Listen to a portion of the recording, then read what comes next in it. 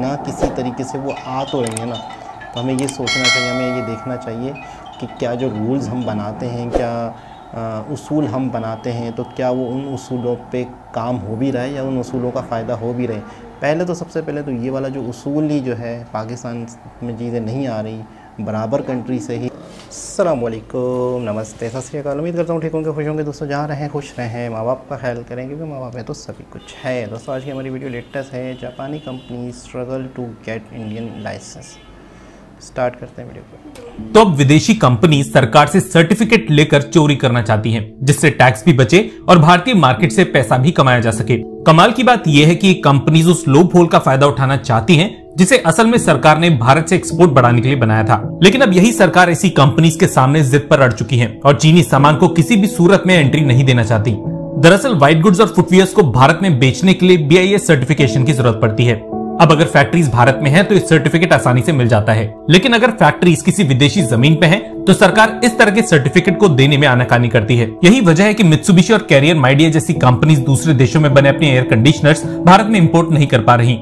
अब यहाँ पे दूसरे देशों से मतलब हमारा चीन से बिल्कुल भी नहीं है, बल्कि उन देशों से है जिन देशों की इकोनॉमी चीन के भरोसे चलती है। एग्जाम्पल के लिए थाईलैंड, वियतनाम, मलेशिया और इंडोनेशिया जैसे देश। आपको बता दें कि इन देशों को चीन अब अपने लिए गेटवे की तरह इस्तेमाल करता है। मतलब ये कि जिन देशों में चीनी प्रोडक्ट्स बैन हैं, उन देशों में बताए गए देशों के जरिए सामान एक्सपोर्ट किया जाता है। लेबल पे भले ही मेड इन वियतनाम या मलेशिया लिखा हो, लेकिन असल में ये प्रोडक्ट्स चीन में बने होते हैं। भारत में भी ऐसा ही करने का प्रयास किया जा रहा था। नाइकी जैसी फुटवियर कंपनीज की कुछ फैक्ट्रीज वियतनाम और इंडोनेशिया में स्थित हैं। नाइकी चाहता है कि भारतीय सरकार इन दोनों देशों से इंपोर्टेड जूतों को BIS का सर्टिफिकेट दे, लेकिन सरकार का ये मानना है कि इस तरह के सर्टिफिकेट मिलने के बाद ये कंपनीज चाइनीज जूतों को इन दोनों देशों के रास्ते भारत लाने का प्रयास करेंगी।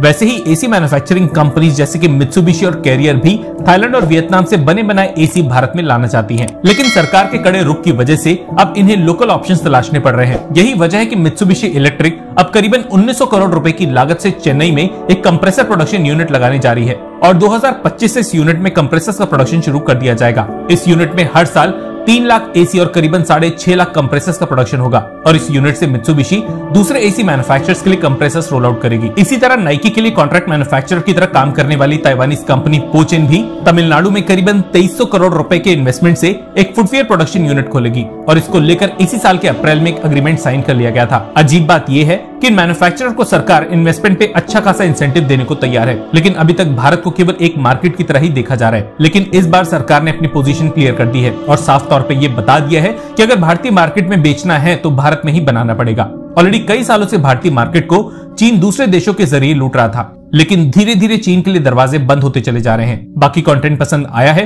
तो वीडियो को लाइक करके चैनल को सब्सक्राइब किए बिना बिल्कुल भी मत जाइएगा। धन्यवाद, जय हिंद। बहुत ही ज़बरदस्त, बहुत ही बेहतरीन चीज़। अपने ही कंट्री के लोगों का फ़ायदा जब भी हो सकता है जब आपके अपने ही कंट्री में चीज़ें बनेगी। अगर दूसरी तरफ से चीज़ें लाई जाएंगी और दूसरे कंट्री की चीज़ें अपने कंट्री में हम यूज़ करेंगे तो 100% इस मुल्क का नुकसान होगा।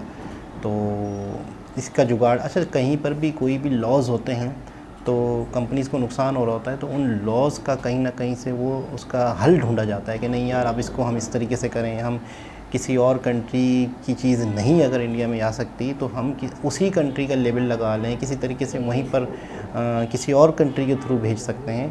तो ये चीज़ भी मतलब है कि अब सामने आई है। जाहिर सी बात है हल निकाले जाते हैं कि अगर इंडिया एक बहुत बड़ी मार्केट है, इसमें कोई शक नहीं, बहुत बड़ी आबादी है, बहुत ज़्यादा यहाँ की ज़रूरियात हैं, लेकिन यहाँ की ज़रूरियात यहीं के लोग चीज़ें बनाएं और यहाँ की ज़रूरियात यहीं के लोग अपने ही लोगों की ज़रूरियात ख़ुद पूरी करें तो ही इस मुल्क के आवाम को फ़ायदा होगा। अगर बाहर से हम ख़रीदेंगे और बाहर से ही ख़रीदने के बाद हम यूज़ करेंगे तो यहाँ के लोगों का नुकसान है।